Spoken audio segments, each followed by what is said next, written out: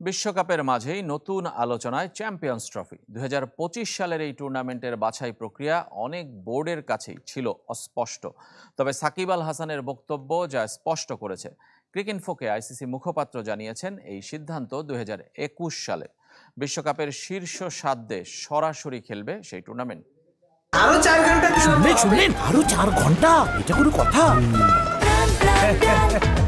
সময়টা দৌড়াবে। প্রাণদাল, মুঠোয় মুঠোয় সময় পার।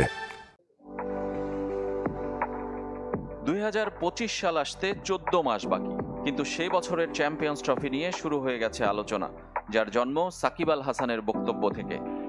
র্যাঙ্কিং হাটের ভেতর থাকতে হবে যদি চ্যাম্পিয়ন্স ট্রফি খেলতে হয়, সো সেই জায়গাটা থেকেও এখনো 3টা ম্যাচ আছে।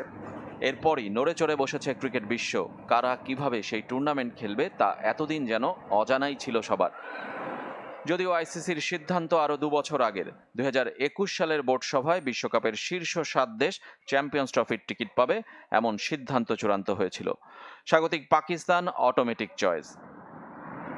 এতদিন হয় কোনো বোর্ড খেয়াল করেনি বা মনে রাখেনি সে কথা, তাই হতবাক অবস্থার শুরু। সবার ধারণায় ছিল র্যাঙ্কিং, সেটাও আইসিসির তখন দেয়া বিবৃতির কারণে। আইসিসি জানিয়েছিল চ্যাম্পিয়ন্স ট্রফি ফিরবে আগের আসরগুলোর মতোই, 2 গ্রুপে 4টি করে দল অংশ নেবে, এরপর সেমিফাইনাল, ফাইনাল। 2013 আর 2017-তে চ্যাম্পিয়ন্স ট্রফির সেরা 8 দেশ নির্ধারিত হয়েছিল র্যাঙ্কিংয়ের মাধ্যমে, যেমনটা হবে পরের ওয়ানডে বিশ্বকাপেও। 2027 সালে দল বাড়ছে, 14 দেশ খেলবে সেখানে। 2 স্বাগতিক দক্ষিণ আফ্রিকা ও জিম্বাবুয়ে সরাসরি অংশ নেবে। এ 2 দেশ বাদে র্যাঙ্কিংয়ের শীর্ষ 8 সরাসরি খেলবে, যা নির্ধারিত হবে 2027 সালের 31 মার্চের মধ্যে।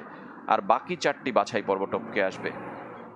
চ্যাম্পিয়ন্স ট্রফির এমন খবর সামনে আসায় সবচেয়ে বিপদে আয়ারল্যান্ড, জিম্বাবুয়ে, ওয়েস্ট ইন্ডিজের মতো দল, যারা বিশ্বকাপ খেলতে না পারায় চ্যাম্পিয়ন্স ট্রফিতে অংশ নেওয়ার লড়াই থাকতে পারছে না। বিশ্বকাপের পয়েন্ট টেবিলের যে অবস্থা, তাতে বাংলাদেশ তো বটেই, বিশ্ব চ্যাম্পিয়ন ইংল্যান্ড পর্যন্ত ছিটকে যেতে পারে চ্যাম্পিয়ন্স ট্রফির দৌড় থেকে। রেজওয়ানুজ্জামান, চ্যানেল 24।